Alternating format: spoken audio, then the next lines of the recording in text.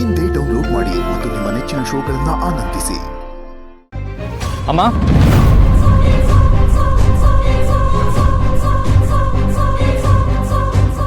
ಶರತ್, ಅಮ್ಮ, ನೀವು ಇಲ್ಲಿ ಇಷ್ಟೊತ್ತು ನಾವು ಮನೆ ಒಳಗೆ ಇದ್ವಲ್ಲ, ನೀವೆಲ್ಲೂ ಕಾಣಿಸ್ಲೇ ಇಲ್ಲ.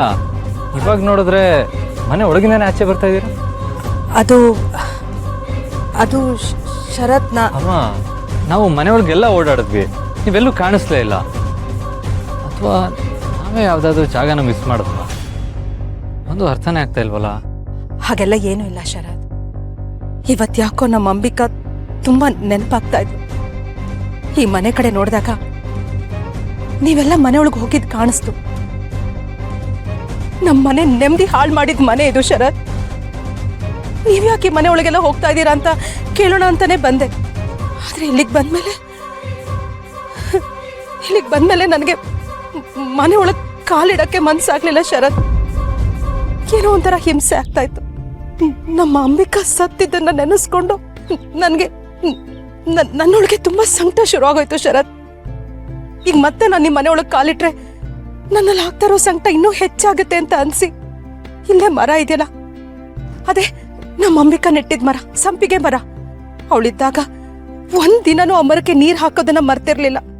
ಈಗ್ಲೂ ಶರತ್, ಆ ಮರ ನೋಡ್ತಾ ಇದ್ರೆ ನಮ್ಮ ಅಂಬಿಕಾ ಎಲ್ಲೂ ಹೋಗಿಲ್ಲ, ಇಲ್ಲೇ ನಮ್ಮೆಲ್ರ ಜೊತೆನೂ ಇದ್ದಾಳೆ ಅಂತ ಅನ್ಸುತ್ತೆ. ಅದಕ್ಕೆ ಆ ಮರದ ಹತ್ರ ಹೋಗಿ ನಿಂತಿದ್ದೆ. ಎಷ್ಟೋ ಪ್ರಶ್ನೆಗಳಿದೆ ಶರತ್ ನನ್ನೊಳಗೆ. ನೀನ್ ಹೇಗ್ ನಿನ್ನ ಹೆಂಡತಿನ ಕಳ್ಕೊಂಡ್ಯೋ ಹಾಗೆ ಮಗಳಿಗಿಂತ ಹೆಚ್ಚಾಗಿರೋ ಸೊಸೆನ ನಾನು ಕಳ್ಕೊಂಡಿದ್ದೀನಿ ಕಣೋ. ಚೆನ್ನಾಗಿ ಆಡ್ಕೊಂಡು ಕುಣ್ಕೊಂಡು ಸಂತೋಷವಾಗಿ ಬೆಳಿಬೇಕಾಗಿರೋ ಮೊಮ್ಮಗಳು, ಎಷ್ಟೋ ಆಸೆ ಕನಸುಗಳನ್ನ ಹೊತ್ತುಕೊಂಡು ಬೆಳಿಬೇಕಾಗಿರೋ ನನ್ನ ಮಗ, ಹೀಗೆ ದಿನ ಹಿಂಸೆ ಪಡೋದನ್ನ ನೋಡಿ ನನಗೂ ಹಿಂಸೆ ಆಗ್ತಿದೆ ಕಂದ. ನಮ್ಮನೆ ಸುಖ ಸಂತೋಷ ಎಲ್ಲ ಅಂಬಿಕನ್ ಜೊತೆಗೇನೆ ಹೊರಟೋಯ್ತು.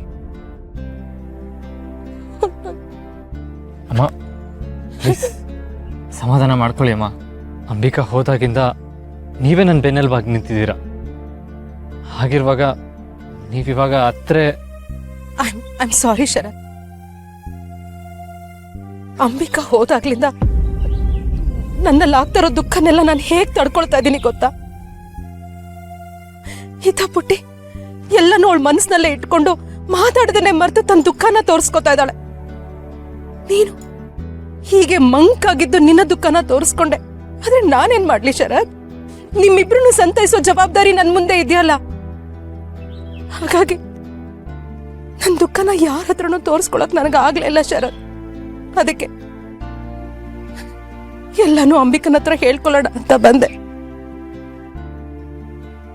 ಹೀಗೆ ನನಗೆ ತುಂಬಾ ಹಿಂಸೆ ಆದಾಗ್ಲೆಲ್ಲ ಸಂಪಿಗೆ ಮರದ ಹತ್ರ ಬಂದು ಒಂದು ಸ್ವಲ್ಪ ಹೊತ್ತು ಸಮಯ ಕಳೆದ್ರೆ ನನ್ ಮನ್ಸಿಗೊಂಥರ ನೆಮ್ಮದಿ ಸಿಗತ್ತಪ್ಪ. ಅಮ್ಮ, ಐ ಆಮ್ ಎಕ್ಸ್ಟ್ರೀಮ್ಲಿ ಸಾರಿ.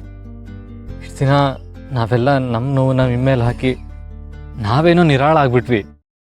ಆದರೆ ಆ ನೋವು ನಿಮಗೆ ಇಷ್ಟೊಂದು ಭಾರ ಆಗ್ತಾ ಇದೆ ಅಂತ ನಮಗೆ ಗೊತ್ತಿರಲಿಲ್ಲ ಅಮ್ಮ. ಛೇ, ಹಾಗೆಲ್ಲ ಏನೂ ಇಲ್ಲ ಶರತ್. ಎಷ್ಟೇ ಆಗ್ಲಿ ನನ್ನ ಅಮ್ಮ ಅಲ್ವಾ? ತಾಯಿ ಆದವಳು ಮಕ್ಕಳ ಭಾರನ, ಮಕ್ಕಳು ನೋವಿನ ಭಾರನ ಹೊರಲೇಬೇಕು. ನೀನ್ ಬೇಜಾರು ಮಾಡ್ಕೋಬೇಡಪ್ಪ. ಅದಿರ್ಲಿ, ನೀನೇನು ಈ ಮನೆ ಕಡೆ ಬಂದಿದ್ದು? ಅಮ್ಮ, ಅದು ನಾವು ಅಂಬಿಕಾ ಸಾವಿಗೆ ಸಂಬಂಧಪಟ್ಟ ಏನಾದರೂ ಕ್ಲೂ ಸಿಗ್ಬೋದಾ ಅಂತ ಹುಡ್ಕಕ್ಕೆ ಬಂದಿದ್ವಿ. ವಾಟ್? ಏನ್ ಹೇಳ್ತಾ ಇದೆಯಾ ಶರತ್? ಅಲ್ಲಪ್ಪ, ನಮ್ಮ ಅಂಬಿಕಾ ಸತ್ತು ವರ್ಷಗಳೇ ಕಳೆದಿದೆ. ಈಗ ಇಲ್ಲಿಗೆ ಬಂದು ಹುಡುಕಿದ್ರು ಕಹಿ ನೆನಪುಗಳನ್ನ ಬಿಟ್ರೆ ಬೇರೆ ಏನ್ ಸಿಗೋದಕ್ಕೆ ಸಾಧ್ಯ? ಅಮ್ಮ, ದುರ್ಗಂಗೆ ನಾನು ಅದನ್ನೇ ಹೇಳಿದೆ. ಆದರೆ ದುರ್ಗಂಗೆ ಇಲ್ಲೇನಾದರೂ ಸಿಗ್ಬೋದು ಅನ್ನೋ ಹೋಪ್ಸ್. ದುರ್ಗಂಗಂತೂ ಹುಡುಕ್ ಬುದ್ಧಿ ಶರತ್. ನಿನಗಾದ್ರೂ ಗೊತ್ತಾಗ್ಬೇಕಲ್ವಪ್ಪ, ನೀನಾದ್ರೂ ಅವಳಿಗೆ ಹೇಳೋದಲ್ವಾ? ಈಗಾಗ್ಲೇ ನಮ್ ನೆಮ್ಮದಿನ ಕಿತ್ಕೊಂಡಿರೋ ಮನೆ ಇದು. ನೀವು ಪದೇ ಪದೇ ಈ ಮನೆ ಹತ್ರ ಬರ್ತಿದ್ರೆ ಇನ್ನೇನಾದ್ರೂ ಅನಾಹುತ ಆದ್ರೆ ಏನ್ ಮಾಡೋದು ಶರತ್?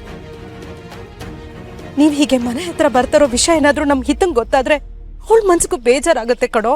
ಮತ್ತೆ ಹಳೇದೆಲ್ಲ ಅವಳಿಗೆ ನೆನಪು ಬರಲ್ವಾ? ಅಮ್ಮ, ಆ್ಯಕ್ಚುಲಿ ಹಿತಾಗೆ ಸತ್ಯ ಅರ್ಥ ಮಾಡಿಸೋದಕ್ಕೇನೆ ನಾವಿಲ್ಲಿಗೆ ಬಂದಿರೋದು. ಇನ್ನೂ ಏನ್ ಸತ್ಯ ಗೊತ್ತಾಗ್ಬೇಕು ಶರತ್?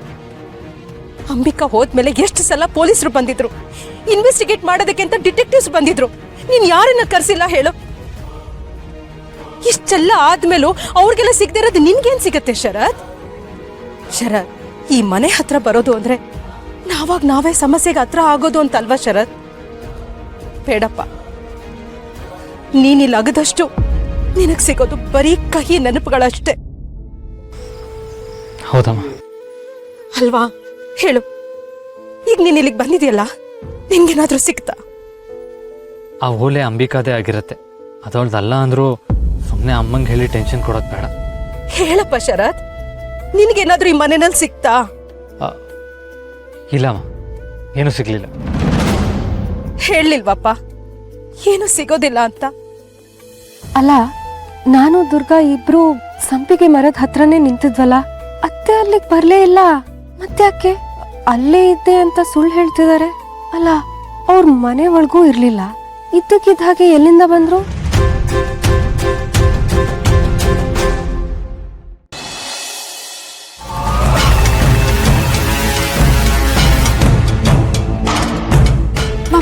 ಬಂದ್ರ ಅವ್ರಿಗೇನಾದ್ರೂ ಸಿಕ್ತಾ? ಏನ್ ಸಿಗ್ಬೇಕಾಗಿತ್ತು? ಬಾಂಡ್ ಹೌಸ್ ಹತ್ರ ಹೋಗಿದ್ರಲ್ಲ, ಅಲ್ಲೇನಾದ್ರೂ ಶರತ್ ಕೆಟ್ಲು? ಏನು ಸಿಕ್ಕಿಲ್ಲ ಮಾಯಾ. ಇಷ್ಟೆಲ್ಲ ಹೇಳಿದ್ರು ಏನಾದ್ರೂ ಸಿಕ್ತಾ ಅಂತ ಅದೇ ಪ್ರಶ್ನೆನ ಕೇಳ್ತಾ ಇದೆಯಲ್ಲ. ಅಲ್ಲಿ ಏನು ಸಿಕ್ಕಿಲ್ಲ, ಸಿಗೋದಕ್ಕೆ ಏನೂ ಇಲ್ಲ. ಓಕೆ, ಸತ್ಯ. Thank god. ನಿನಗೆ ನಂಬಿಕೆನೇ ಇಲ್ಲ ಅಲ್ವಾ? ಸರಿ, ಏನ್ ಸಿಗ್ಬೇಕಾಗಿತ್ತಲ್ಲಿ?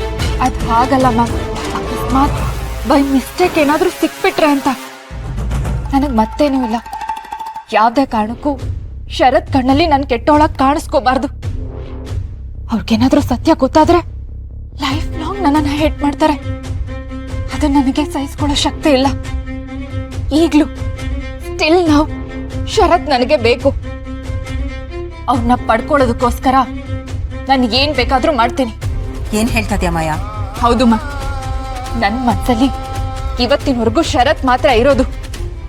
ಶರತ್ ಬಿಟ್ರೆ ಇನ್ಯಾರಿಗೂ ನನ್ನ ಮನಸ್ಸಲ್ಲಿ ಜಾಗ ಇಲ್ಲ. ಅವ್ರನ್ನ ಪಡ್ಕೊಳ್ಳೋದಕ್ಕೋಸ್ಕರ ಲೈಫ್ ಲಾಂಗ್ ಕಾಯ್ತೀನಿ. ನಿನ್ನ ಈ ಹುಚ್ಚಾಟನೆ ನಾನು ನನ್ನ ಅನುಕೂಲಕ್ಕೆ ಬಳಸ್ಕೊಳ್ತಾ ಇರೋದು.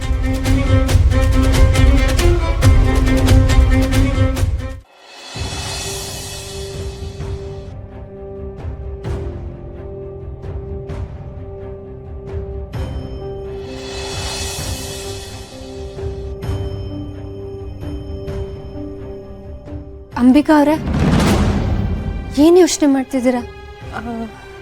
ಅದು ದುರ್ಗಾ, ಸಾರಿ. ಸಾರಿನಾ? ನೀವ್ಯಾಕೆ ಕ್ಷಮೆ ಕೇಳ್ತಿದ್ದೀರಾ?